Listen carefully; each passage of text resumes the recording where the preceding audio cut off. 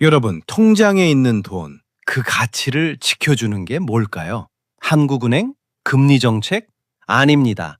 28,500명의 미군입니다. 주한미군이 빠지면 신용등급이 떨어지고 외국인 자본이 빠져나가고 환율이 폭등하고 여러분 지갑 속 돈의 가치가 쪼그라듭니다. 한국경제연구원이 추산한 손실 규모 21년간 최대 3,041조 원이에요. 근데 잠깐, 이 숫자가 의미하는 게 뭡니까? 세계 12 경제 대국이라는 나라의 경제 안전판이 남의 나라 군대 2만 8천 명한테 달려 있다는 겁니다. 그리고 그 군대를 보낸 나라의 대통령은 지금 돈 더 내라! 안 내면 빼겠다고 협박하고 있어요. 우리 경제의 급소를 다른 나라가 쥐고 흔들 수 있는 구조, 이게 정상입니까? 지금부터 낱낱이 파헤쳐 보겠습니다. 주한미군이 뭘 갖고 있는지부터 짚어야 됩니다. 경기도 평택 캠프 험프리스, 서울에서 차로 1시간 거리에 여의도 면적의 5배 반짜리 미군 기지가 있습니다. 해외 미군 기지 중 가장 큽니다. 이 안에 뭐가 들어있느냐? 병력 28,500명, 전투기 90여 대, 헬기 40여 대, 장갑차 280여 대, 패트리엇 60여 기, 사드 1개 포대. 이걸 금액으로 환산하면 장비 가치만 17조에서 31조 원이에요. 이 장비를 한국이 자체적으로 대체하려면 최소 23조에서 36조 원 이상이 들어갑니다. 근데 장비값은 시작일 뿐이에요. 진짜 무서운 건 이 전력이 만들어내는 보이지 않는 경제 효과거든요. 주한미군이 한반도에 존재한다는 사실 하나만으로 국제 신용평가사들은 한국의 지정학적 리스크를 낮게 잡습니다. 신용등급이 유지되니까 외국인 자본이 머물고, 외국인 자본이 머무니까 환율이 안정되고, 환율이 안정되니까 수입 물가가 잡히고, 물가가 잡히니까 여러분의 생활비가 지금 수준을 유지하는 겁니다. 이 모든 게 하나의 체인으로 연결돼 있어요. 한국경제연구원 분석에 따르면 주한미군이 주둔하는 것만으로 연간 GDP 성장률을 1.2%포인트 끌어올리는 효과가 있다고 봤습니다. 1.2%포인트가 별거 아닌 것 같죠? 이걸 돈으로 환산하면 연간 경제적 가치 90조 원이에요. 10년이면 930조입니다. 개인으로 치면 지금 연봉 5천만 원인 사람이 10년 뒤에 받을 월급이 매달 50만 원 이상 차이 나는 겁니다. 미군이 있느냐 없느냐가 여러분 월급 통장에 직접 영향을 미친다는 얘기예요. 근데 여기서 끝이 아닙니다. 이 체인이 끊어지는 순간 뭐가 벌어지느냐? 한국경제연구원이 최악의 시나리오를 돌렸어요. 주한미군이 빠진 자리를 메우기 위해 국방비를 지금의 2배, 131조 원으로 올린다고 칩시다. 2026년 국방예산 65조 8천억 원의 2배예요. 교육, 복지, 의료, 인프라 예산을 전부 쪼개야 가능한 금액입니다. 이만큼 쏟아부으면 괜찮을까요? 아닙니다. 그래도 국가 신용등급은 1단계 떨어집니다. 신용등급이 떨어지면 뭐가 달라지느냐? 한국 정부가 돈을 빌릴 때 이자가 올라가고, 기업이 해외에서 자금을 조달할 때 비용이 올라가고, 외국인 투자자들이 한국 위험하네? 하고 돈을 빼기 시작하는 거예요. 이 효과까지 합산한 GDP 손실이 21년간 3,041조 원입니다. 이게 얼마냐? 2026년 대한민국 전체 예산이 728조예요. 3,000조면 정부가 4년 넘게 한 푼도 안 쓰고 모아야 하는 돈입니다. 연간으로 나누면 매년 약 145조 원씩 증발하는 셈이에요. 2026년 국방 예산의 2배가 넘는 돈이 해마다 공중에서 사라지는 겁니다. 돈을 쏟아부어도 3,000조가 날아가고, 안 쏟아부어도 신용등급이 곤두박질 치는 거예요. 어떤 선택을 해도 답이 없는 구조인 거죠. 여기까지가 연구소에서 시뮬레이션으로 돌린 숫자입니다. 숫자만 들으면 남의 나라 얘기 같죠? 근데 진짜 무서운 건 이게 시뮬레이션이 아니라는 겁니다. 지금 실제로 벌어지고 있는 일이에요. 2026년 2월 말에서 3월 초 경기도 오산 미 공군기지 활주로에 평소 보이지 않던 비행기가 내려앉습니다. CO 갤럭시. 미군이 보유한 수송기 중 가장 큰 기종이에요. 탱크를 통째로 집어삼킬 수 있는 크기입니다. 이 비행기는 한반도에 정례적으로 오지 않아요. 대륙을 횡단해서 크고 무거운 걸 실어 나를 때만 나타나는 비행기거든요. 그런 비행기가 수일 사이에 C-17까지 합쳐서 최소 6대가 줄줄이 들어왔습니다. 행선지는 알래스카, 앵커리지, 미군 기지. 거기서 중동으로 넘어가는 경유지예요. 같은 시각 불과 수십 킬로미터 떨어진 캠프 험프리스에서는 패트리엇 포대가 대형 장비 차량 위에 올려지고 있었습니다. 포장 작업이 아니라 이동 작업이었어요. 그리고 3월 워싱턴 포스트가 터뜨립니다. 미국이 한국에 배치된 사드 일부를 중동으로 이동시키고 있다. 패트리엇에 이어 사드까지 반출이 확인된 겁니다. 고도 15km에서 40km까지 하층 방어를 담당하는 패트리엇, 40km에서 150km 상층 방어를 책임지는 사드, 한반도 미사일 방어망의 두 축이 동시에 빠져나간 거예요. 여기에 전술 지대지 미사일 에이테크մ스, 군산기지 MQ-9 리퍼 무인기까지 차출 대상으로 거론되고 있습니다. 한반도 상공의 다층 방어망에 구멍이 뚫리기 시작한 겁니다. 근데 한국 정부한테 사전 협의가 있었느냐? 없었어요. 통보였습니다. 일시적 재배치니까 협의가 아니라 통보 대상이라는 겁니다. 한국이 한반도 안보 공백을 이유로 전력 차출에 제동을 걸 수 있었느냐? 못 걸었습니다. 차출 규모, 대체 전력, 복귀 시점에 관한 정보는 일체 공개되지 않았어요. 우리 하늘을 지키는 방패가 빠져나가는데 한국은 그걸 지켜보는 것 말고는 할 수 있는 게 없었던 겁니다. 근데 이보다 훨씬 심각한 문제가 있어요. 이게 처음이 아니라는 겁니다. 2025년 미국과 이스라엘이 이란 핵시설 타격을 준비하던 시점에 주한미군 패트리엇 8개 포대 중 2개가 중동으로 순환 배치됐습니다. 6월 22일 실제 공습이 터진 뒤에도 이 포대들은 돌아오지 않았어요. 복귀한 건 약 7개월 뒤인 10월 말이었습니다. 근데 전부 돌아온 게 아니에요. 일부만 복귀하고 나머지는 현지에 남았습니다. 근데 더 멀리 가보면 소름 끼치는 선례가 하나 있습니다. 2004년 이라크 전쟁 당시 주한미 2사단 예하 1개 여단 약 3,600명이 중동으로 차출됐거든요. 이 병력이 어떻게 됐느냐? 한반도로 복귀하지 않았습니다. 이라크 임무가 끝나고 미 본토로 귀환해버렸어요. 그리고 부대가 해체됐습니다. 이후 스트라이커 여단으로 재편되면서 한국과는 아무 관계없는 부대가 돼버린 거예요. 일시적 차출이 구조적 감축으로 둔갑한 겁니다. 이 3,600명을 시작으로 미국은 3년에 걸쳐 총 1만 2천 명을 빼갔어요. 주한미군이 3만 7천여 명에서 2만 8,500명으로 줄었고 2008년 한미 정상이 이선에서 동결한다고 합의한 뒤 그 규모가 지금까지 유지되고 있는 겁니다. 한 번 빠진 전력은 돌아오지 않는다는 걸 역사가 이미 증명한 셈입니다. 그러면 이 흐름이 데이터로도 확인됩니다. 2025년 5월 월스트리트 저널이 보도를 터뜨립니다. 트럼프 행정부가 주한미군 4,500명을 괌 등 인도태평양 지역으로 이전 배치하는 방안을 검토하고 있다. 28,500명 중 4,500명이면 전체 병력의 16%예요. 한국 국방부는 곧바로 한미가 논의된 사항이 전혀 없다고 부인했습니다. 근데 더 불안한 사실이 있어요. 미 의회가 매년 통과시키는 국방수권법 NDAA에는 원래 주한미군을 28,500명 아래로 줄이지 못하도록 하는 감축 제한 조항이 있었거든요. 일종의 안전장치였습니다. 그런데 바이든 행정부 때 동맹을 중시하니까 감축 걱정은 없다며 이 조항이 빠졌어요. 5년 동안 안전장치 없이 달린 겁니다. 그 사이 트럼프가 돌아왔죠. 미 의회가 화들짝 놀라서 2026년 회계연도 NDAA에 다시 집어넣었습니다.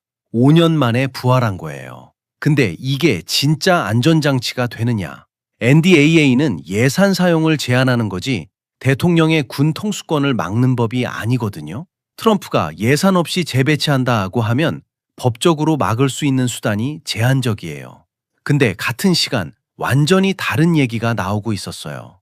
미 인도태평양 사령관 파파로 제독이 미 상원 청문회에 나가서 이렇게 말합니다. 한반도에서 전력이 빠지면 북한이 침공할 가능성이 더 높아진다. 주한미군 사령관 브런슨 대장도 병력 감축은 문제가 될 것이라고 못 박았어요. 미군 현역 최고위 장성들이 공개석상에서 감축에 반대 의견을 낸 겁니다. 그런데도 검토는 계속되고 있다는 거예요. 현장 사령관 말도 안 듣는다는 뜻이거든요. 결정은 다른 곳에서 내려지고 있는 겁니다.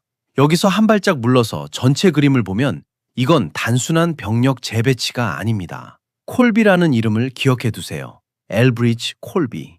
이 사람이 2024년 5월 아직 민간인 신분이었을 때 연합뉴스 인터뷰에서 이렇게 말합니다. 미국의 주된 문제인 중국을 해결하기 위해 더는 한반도에 미군을 인질로 붙잡아둬서는 안 된다. 인질이라는 표현을 썼어요. 70년 동맹의 핵심 전력을 인질이라고 부른 겁니다.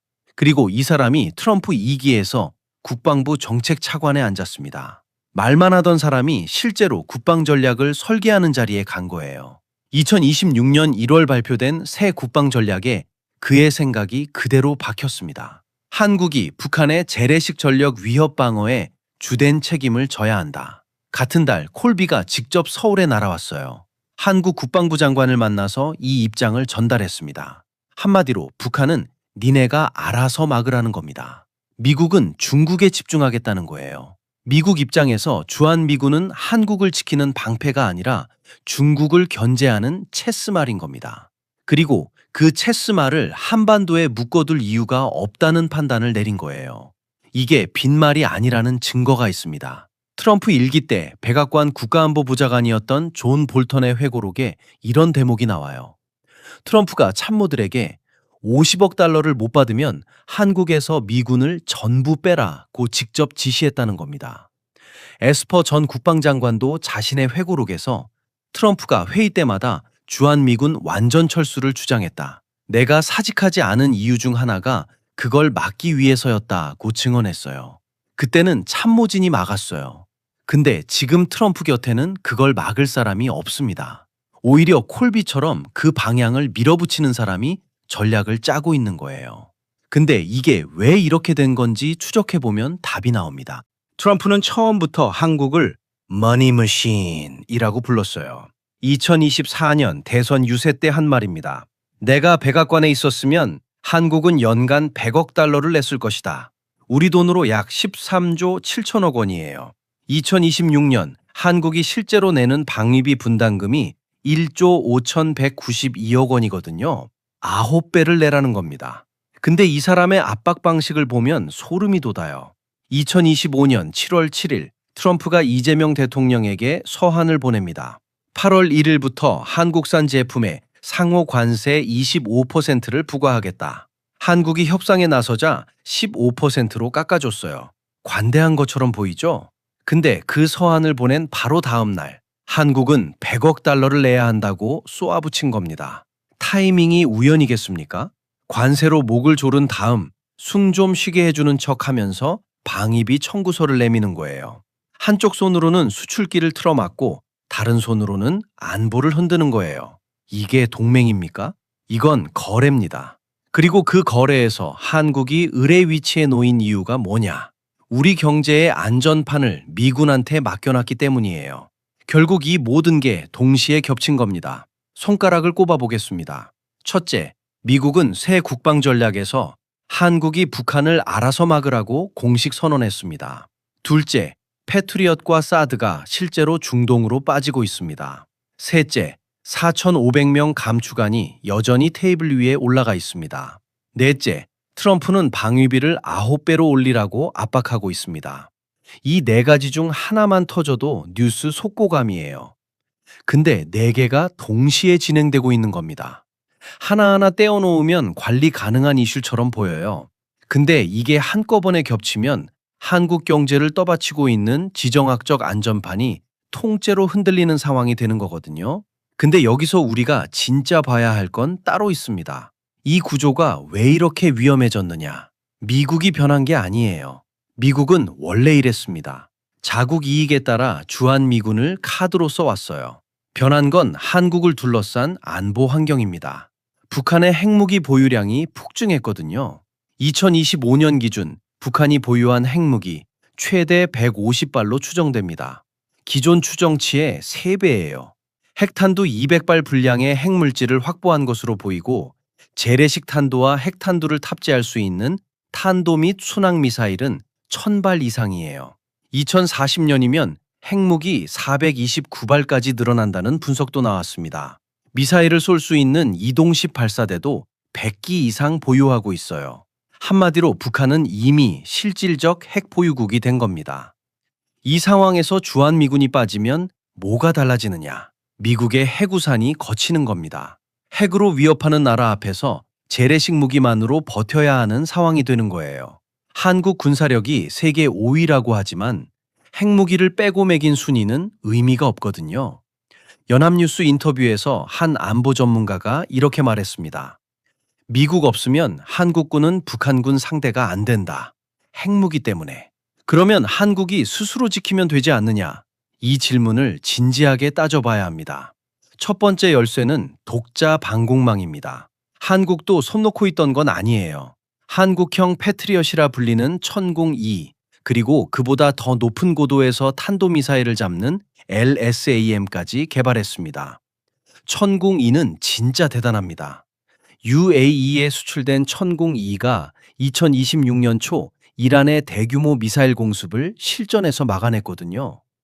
60여 발을 쏴서 명중률 96%, 실전에서 96%예요. UAE가 제발 빨리 더 보내달라고 매달리고 있을 정도입니다. LSAM도 2024년 말에 체계 개발을 완료했어요. 시험 발사에서 고도 53km, 마하 8.8 속도의 표적을 격추시켰습니다. 기술만 놓고 보면 세계 최고 수준에 근접한 겁니다. 근데 문제는 기술이 아니라 시간이에요. 개발이 끝난 것과 한반도 전역에 깔린 건 완전히 다른 얘기거든요. LSAM은 2025년 양산에 들어갔지만 실전 배치는 2027년 이후입니다. 한반도 전체를 커버하려면 수십 기가 필요한데 지금은 턱없이 부족해요. 한마디로 새 방패를 만들고 있는데 기존 방패가 먼저 빠져나가 버린 겁니다. 두 번째 열쇠는 돈입니다. 한번 계산해 볼게요. 2026년 한국 국방 예산 65조 8천억 원, GDP 대비 약 2.3%입니다. 한미 정상회담에서 2035년까지 GDP 대비 3.5%로 끌어올리기로 합의했어요. 매년 7.7%씩 국방비를 증액하면 2035년에는 128조 4천억 원이 됩니다. 지금의 거의 2배예요. 근데 이게 주한미군이 있는 상태에서 이 정도를 써야 한다는 겁니다. 주한미군이 완전히 빠지면 국방대학원 분석으로는 장비 대체 비용만 23조에서 36조, 여기에 매년 추가 운영비 3조 3천억 원 이상이 필요해요. 그리고 아까 말한 것처럼 국방비를 아무리 올려도 신용등급은 떨어집니다. 국방비를 2배로 올리면 그 돈은 어디서 나오겠습니까? 복지 예산, 교육 예산, R&D 예산을 깎아야 해요. 경제 체력이 깎이면 세수가 줄고, 세수가 줄면 국방비 증액도 유지가 안 되고, 국방비가 흔들리면 안보 불안이 커지고, 안보 불안이 커지면 외국인 자본이 빠지고, 자본이 빠지면 경제가 다시 쪼그라드는, 빠져나올 수 없는 악순환에 빠지는 겁니다. 그러면 핵무장은 어떻습니까? 북한이 핵을 가졌으니 한국도 핵을 갖겠다. 여론조사를 하면 국민 70% 이상이 찬성합니다. 감정적으로는 충분히 이해가 돼요. 근데 현실의 벽이 있습니다. 핵무장을 하려면 국제 핵확산 금지 조약 NPT에서 탈퇴해야 합니다. NPT가 뭐냐? 핵을 안 만드는 대신 경제 제재를 안 받겠다는 전 세계 191개국의 약속이에요. 여기서 탈퇴한 나라가 지금까지 딱 하나 있습니다. 북한입니다. 한국이 두 번째가 되는 겁니다. 탈퇴하는 순간 뭐가 벌어지느냐? 국제사회의 경제 제재가 시작돼요. 한국은 GDP의 약 70%를 무역에 의존하는 나라예요. 제재가 걸리면 수출길이 막히고 반도체도 자동차도 배도 못 팔게 되는 겁니다. 그뿐이 아니에요. NPT 탈퇴는 곧 한미동맹 훼손으로 이어집니다. 미국이 용인하지 않으면 주한미군 철수가 현실화돼요. 핵을 갖기 위해 동맹을 잃고 동맹을 잃어서 경제가 무너지면 핵을 유지할 돈도 없어지는 거예요. 물론 반론도 있습니다. 인도, 파키스탄, 이스라엘 전부 NPT 바깥에서 핵을 보유하고 있고 경제가 붕괴되지는 않았다는 거죠. 근데 한번 비교해 보겠습니다. 인도가 1998년 핵실험을 했을 때 미국이 경제 제재를 걸었어요. 그때 인도의 무역 의존도가 20%대였습니다. 내수 시장이 크니까 버틸 수 있었던 거예요. 한국은 약 70%입니다. 맞는 펀치의 무게 자체가 다른 겁니다. 게다가 인도는 외국인 주식 투자 비중이 한국의 3분의 1 수준이었어요. 한국만큼 무역 의존도가 높고 외국인 자본 비중이 크고 글로벌 공급망에 깊이 엮인 나라가 핵무장을 한 선례는 지구상에 없습니다. 전례가 없다는 건 결과를 아무도 모른다는 뜻이에요. 국가의 운명을 걸고 하는 도박인 거죠. 여기서 우리가 읽어야 할 건 바로 있습니다. 76년 전에 이 도박을 이미 한번 해봤다는 사실이에요. 1949년 6월 주한미군이 한반도에서 완전 철수합니다. 그때 미군이 왜 빠졌느냐? 지금이랑 이유가 소름 끼칠 정도로 같아요. 미 육군 예산 부담이 크다는 거였습니다. 한국은 전략적 가치가 낮다는 판단이 깔려 있었어요. 미군이 빠진 한국군의 상태가 어땠느냐? 탱크가 한 대도 없었습니다. 전투기도 없었어요. 미국이 남기고 간 게 뭐였느냐? 소총하고 경무장 차량이었습니다. 반면 북한은 소련제 T-34 탱크 242대에 전투기 211대를 갖고 있었어요. 북한 탱크가 38선을 넘었을 때 한국군이 가진 대전차 무기는 2.36인치 바주카였습니다. 쏘면 탱크 장갑에서 튕겨 나갔어요. 총알이 안 통하는 적이 밀려오는데 막을 무기가 없었던 겁니다. 그리고 7개월 뒤인 1950년 1월 딘 애치슨 국무장관이 내셔널 프레스클럽에 나가서 미국의 극동 방위선을 발표합니다. 알류샨 열도에서 일본, 오키나와, 필리핀을 잇는 선, 한국은 그 선 바깥이었어요. 이 발언이 김일성에게 어떤 시그널로 읽혔겠습니까? 미국은 한국을 지키지 않겠다. 김일성은 스탈린에게 달려갑니다. 남침을 승인해달라. 스탈린이 고개를 끄덕였어요. 그리고 1950년 6월 25일 새벽 4시 북한군 탱크가 38선을 넘었습니다. 미군 철수부터 전쟁 발발까지 딱 1년이었어요. 76년 전의 교훈은 명확해요. 미군이 빠지면 상대방이 오판합니다. 억지력이 사라지는 순간 전쟁의 문턱이 낮아지는 거예요. 2026년 지금 상황이 그때보다 나을까요? 북한은 1950년에 핵이 없었습니다. 지금은 최대 150발을 보유한 것으로 추정돼요. 미사일 1000발 이상에 이동식 발사대 100기 이상. 그리고 미국은 새 국방 전략에서 한국이 알아서 북한을 막으라고 공식 선언했습니다. 패트리엇과 사드는 실제로 빠져나갔고 4,500명 감축하는 테이블 위에 있고 대통령은 방위비를 9배 올리라고 합니다.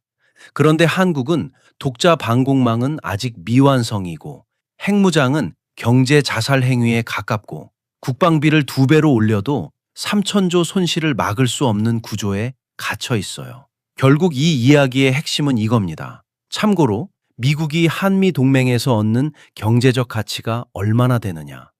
한미경제연구소 추산으로 2,416조 원입니다.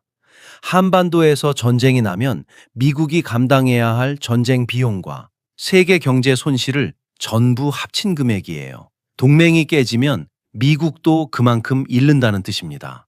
그런데도 트럼프는 이걸 협박카드로 씁니다. 왜냐하면 한국이 이 구조에 걸려 넘어진다는 걸 알기 때문이에요.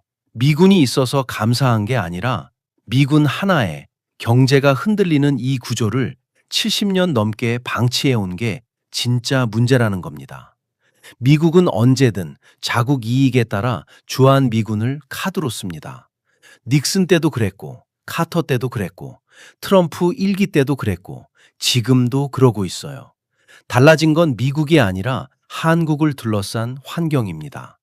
북한의 핵은 150발로 늘었고 미국의 관심은 중국으로 옮겨갔고 한국의 경제 의존 구조는 76년 전보다 훨씬 더 깊어졌어요. 떨어지는 칼날을 맨손으로 잡으라는 얘기가 아닙니다. 근데 그 칼날을 잡아줄 사람이 돈 더 내라, 안 내면 손 놓겠다고 하는 상황에서 우리가 뭘 준비해야 하느냐? 이건 진지하게 물어봐야 할 질문이에요. 여러분은 이 상황 어떻게 보시나요? 미군 없이도 한국이 스스로 지킬 수 있는 나라가 될 수 있을까요? 아니면 어떤 대가를 치르더라도 이 동맹을 유지하는 게 맞을까요? 댓글로 여러분 생각 남겨주세요. 오늘 영상 도움이 됐다 싶으면 좋아요 한번 꾹 눌러주시고요. 궁금한 거 있으면 댓글로 남겨주세요. 제가 또 밤새서 파헤쳐 올게요. 구독이랑 알림 설정 꼭 해두시고 다음 영상에서 또 뵙겠습니다.